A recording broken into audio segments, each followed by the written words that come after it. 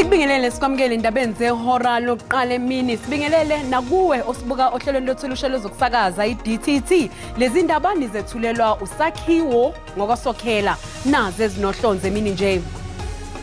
The president can no longer be trusted by the Zulu royal family. Lusenkantolo ephakeme yasePitoli udaba lombango obukhosi besizwe samaZulu njengoba umntwana uSimakade kaZwelithini ephikisana nesinqumo sokuqokwa kwengonyama uMisuzulu kaZwelithini. It has been estimated that the hydrogen economy has the potential to add 3.6% to our gross domestic product by 2050. Umengameli wezwe uCyril Ramaphosa useyivule ngokusemthethweni ingqungquthela yokubhunga ngezindlela zokukhiqiza amandla ogesi ezinganukubezi imvelo eKapa.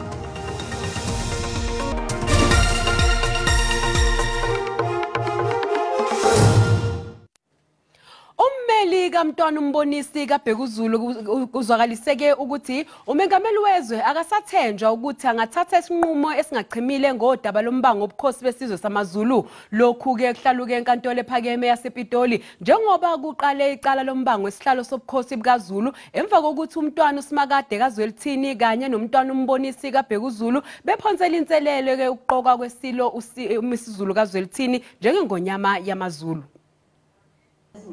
Seloku kwakhothama isilo uGoodwill kaZwelithini indlunkulu ihlukene phakathi ngodaba lobukhosi kunabeseka isilo uMisuzulu kaZwelithini nabeseka umntwana uSimakade kaZwelithini kanti kunanohlangothi olwaphakamisa igama likaMntwana obuzabazi. Namhlanje ke liqalile udaba lombango wobukhosi kanti omele umntwana umbonisi kaBhekuzulu uthi umengameli uRamaphosa akasethenjwa ukuthi angathatha isinqumo esingachemile ngalolu daba. The president can no longer be trusted by the Zulu royal family to be a neutral investigator and decision maker on this issue. U-advocate Masuku uqhube wathi indlunkulu kumele inikezwe ilungelo lokuziqokela ingonyama ngokwayo njengoba kwakwenziwa emandulo. The state, in fact, let me say the president himself or herself, the cabinet, they cannot identify a king for a kingdom. This is a right that resides only within the royal family. Uphinde waxeka umengameli ngokushaya indiva udaba lwamasiko enziwa ngaphambi kokuqokwa kwesilo. There is a number of letters which are written by these very applicants for whom I represent, cautioning the president to, or rather advising the president to slow down, to hear them, to take into account that there are still rituals of the royal family that have to be performed before a king is announced. And the president simply did not respond to them. Icala liyaqhubeka kanti kuhlelwe ukuba lilalelwe kuze kube olwesithathu. Uvule ngokusemthethweni ekseni namhlanje umhlangano ozobhunga ngokujulile ngamaphuzu aphathelene nohlelo lokukhiqizwa kogesi ohlanzekile ongangcolisi imvelo. Umengameli wezwe uCyril Ramaphosa obethula inkulumo yokuvula ingqungquthela ushayile ihlombe izinkampani ezizimele eziyingxenye enkulu ngeqhaza lazo emzameni okufukula amandla ke uhlelo lokukhiqizwa kogesi ohlanzekile. Umengameli wezwe uthi uhlelo lokukhiqizwa kogesi ohlanzekile kuzokwandisa nendathane yamathuba emisebenzi nokuzokwenza ukuthi lehle nezinga labantu abangasebenzi eNingizimu Afrika. It has been estimated that the hydrogen economy has the potential to add 3.6% to our gross domestic product by 2050 and approximately create at the minimum 370,000 jobs. Now, being South Africa where jobs are scarce and our unemployment is significantly high, this would be no mean feat. In fact, it would be a major boost to lowering our unemployment levels.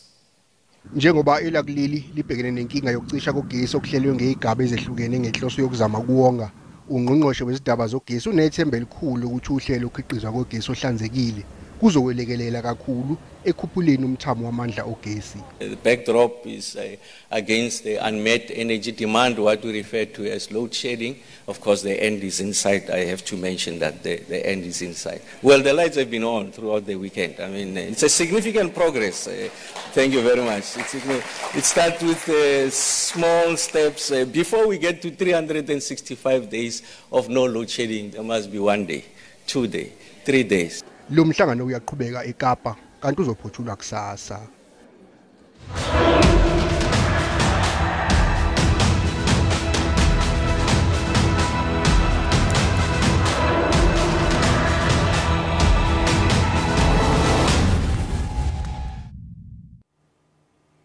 Umfelandawonye South African Zionist kanye nezinye inhlangano zihlele umhlangano wokuhlonipha zonke izakhamuzi zakwa-Israel ezishone ngenxa yokuhlasela kwe-Hamas ngempela sonto edlule.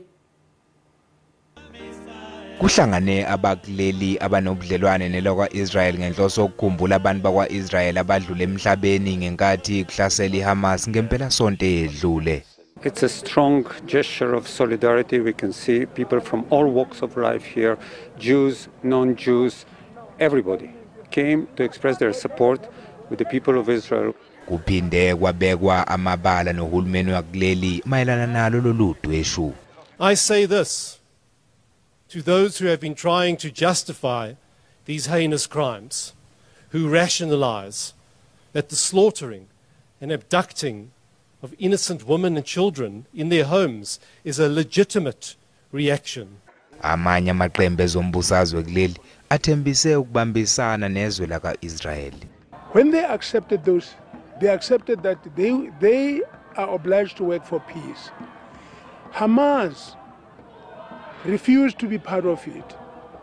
But the West Bank, which is committed to the Oslo Agreement, is a partner that Israel must not abandon. They must work together. Njengoba nje iqhubeka idlondlobala impi eGaza, kunxusa ukuthi iHamas ikhulule bonke abantu ebathumbile.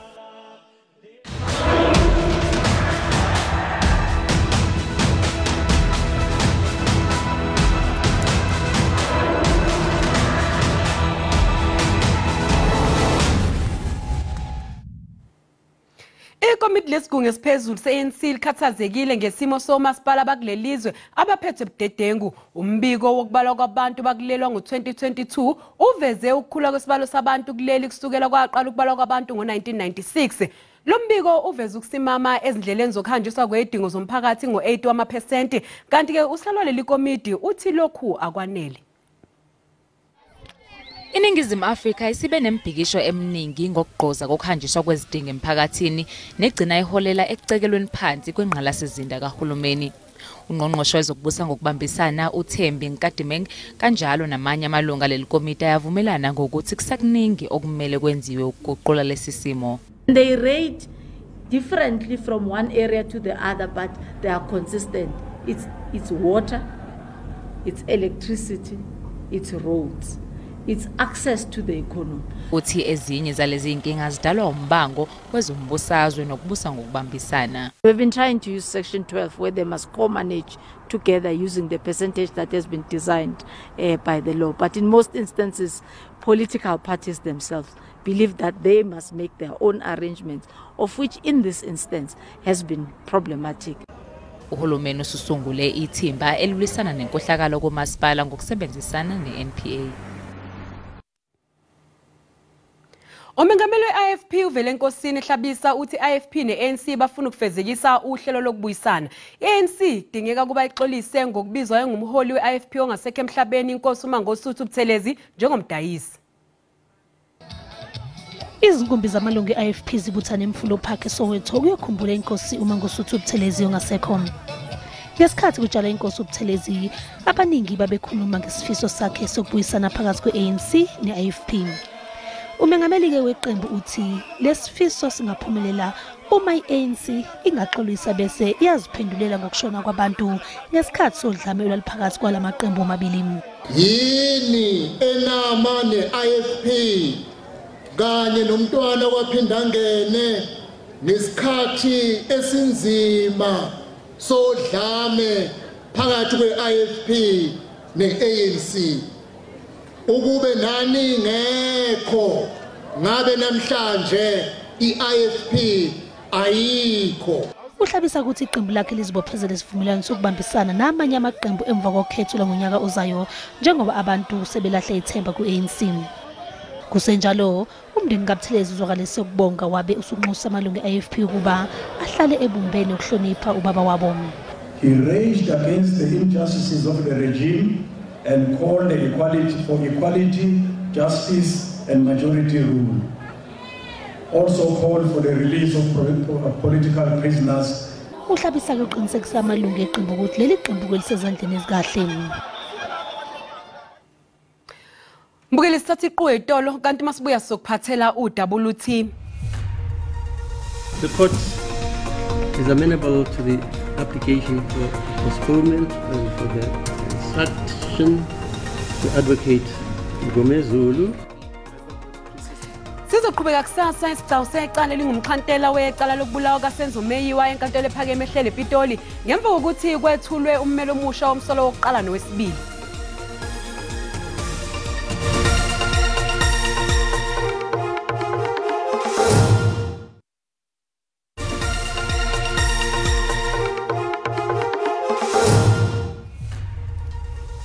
Sikubingelele sikwamukela uma ngabe usanda ngena mbukelo dabeni oluhambe phambili besibike ukuthi lusenkantolo ephakeme yasePitoli udaba lombango obukhosi besizwe samaZulu njengoba umntwana uSimakade kaZwelithini ephikisana nesinqumo sokuqokwa kweNgonyama uMisuzulu kaZwelithini. Bukela sikukhumbuza ukuthi lezi ndaba zikhona na ku YouTube ngena kuyona kucinge kanjalo ku SABC Plus ngamagama athi SABC izindaba na kanjani uzozithola. Sizoqhubeka kusasa isigcawu secala elingumxhantela wecala lokubulawa kaSenzo Meyiwa enkantolo ephakeme ehlele ePitoli. Lokhu kulandela ukuthi kwethule uadvocate uThulani Mngomezulu ummeli omusha womsolo wokuqala nowesibili ubesecela ithuba lokuxhumana nabasolo abamele ngaphambili kokuthi ke siqhubeke lesi sigcawu.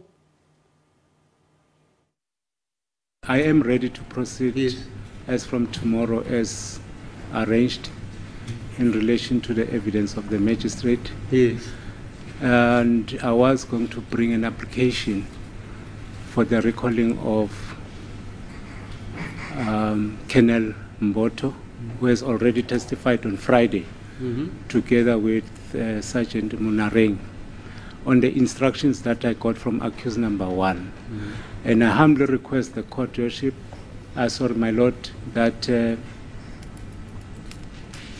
I need to consult with both accused number 1 and number 2 and request the Honorable Court to make an order that I be given some few hours to consult with accused number 1 and number 2.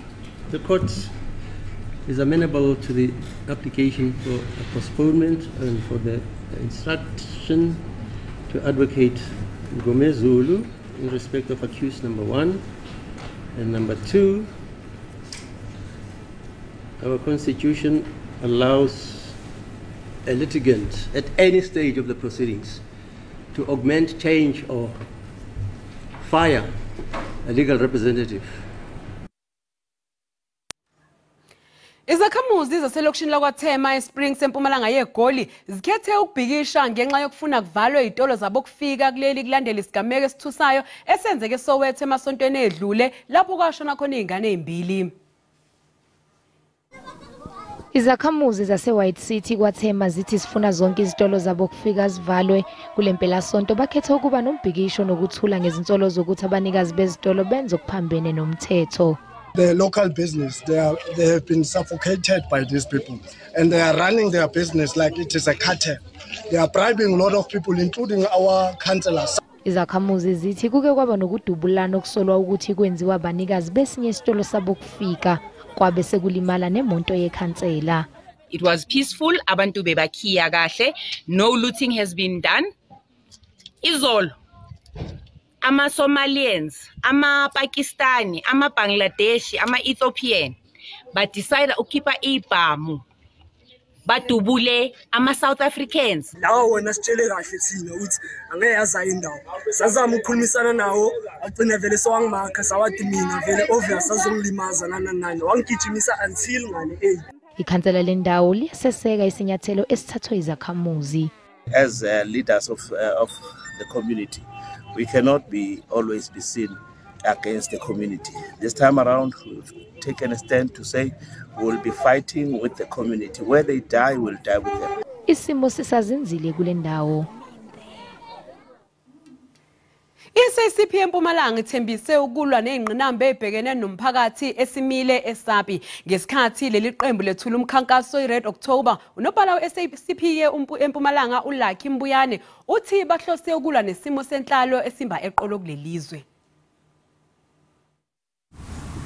Ngaphandle le ndawo ibuya njengezinye ezweni kodwa ilokusha isimile ibhene izingqinamba eziningi. Inkinga zabantu abasha esihlangabezana nazo kule ndawo yethu amathuba omsebenzi umsebenzi ayikho sisters izindlela imigwaqo yethu isishap kakhulu. Thina sifuna nathi kuyakha ngoba ngala area 2 bayakhe babanikile imvumo kunagezi nawo babanikile imvumo ukuthi bayakhe bakhile labanye ngesitini nathi noma singanamali nathi tothola imali nathi singathi yakhela la khona la kule lemkhukhu.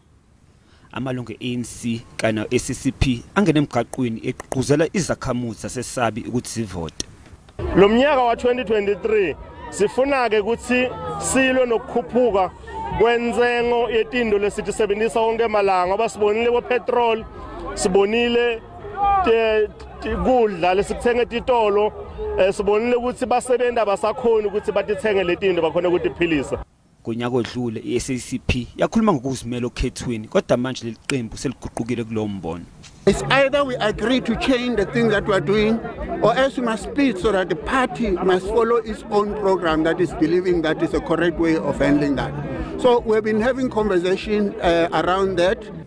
Ngaphezulu kwalokho amalungu omphakathi kulendlela ukuthi avotele ikhansela okhethweni lokuchibiyela mhla zingama-25 kuMfumfu.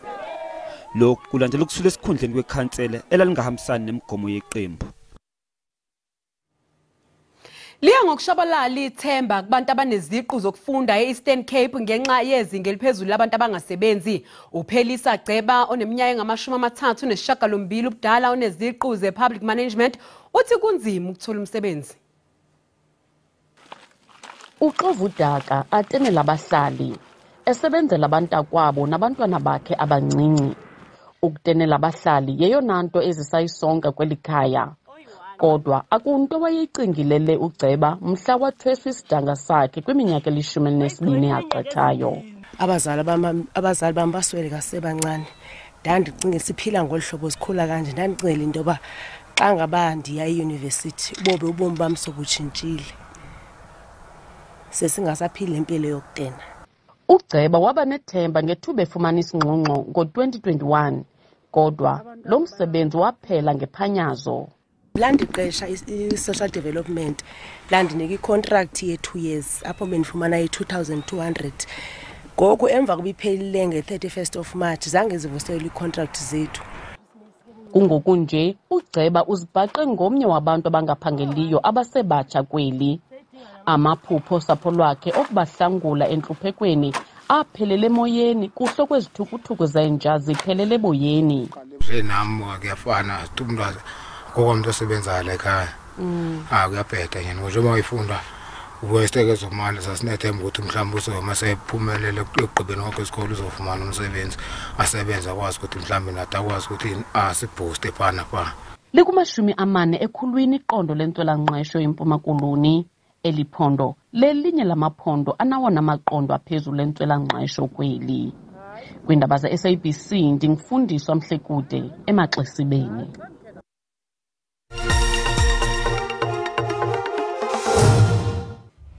Luphezulu uhwebo lwerandi emakethe emini nje.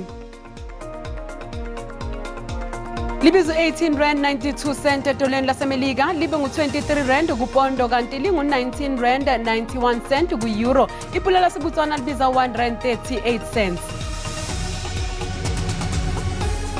Iphansi inkomba yezabelo JSE emini nje. Igolide libiza $1,911.94 i-ounce. Iplatinum yona ibiza ke $884.25 i-ounce. U-oil ongahluziwe ubiza $90.11 umphongolo.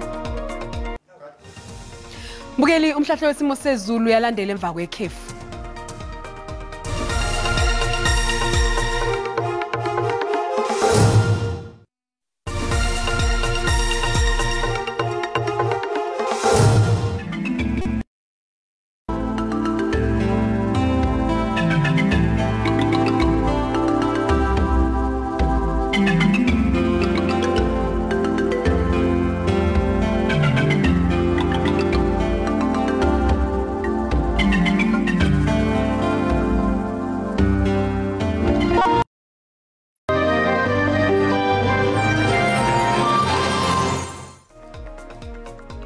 Mbukeli, sizibeka lapho ke indaba zehora lokuqala emini kuze kube ngokuzayo. Usale kahle.